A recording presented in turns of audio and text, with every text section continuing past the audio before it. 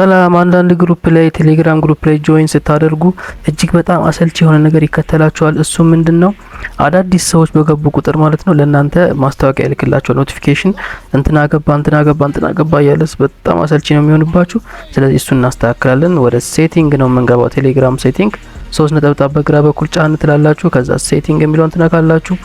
ኖቲፊኬሽን ኤንድ ሳውንድ የሚለውን ጠቅ ታረጉና ወረድ ብላችሁ ማለት ነው ኮንታክት ጆይንድ ቴሌግራም የሚላለ እሱን እናንተ ጋር ኦን ሆኖ ነው የምታገኙት። እሱን ኦፍ ታደርጋላችሁ። ከዛ በኋላ ማንኛውም ሰው ቢቀላቀል ለእናንተ ኖቲፊኬሽን አይደርሳችሁም። ሰላማችሁን አገኛችሁ ማለት ነው። በዚህ መልኩ አስተካክሉ።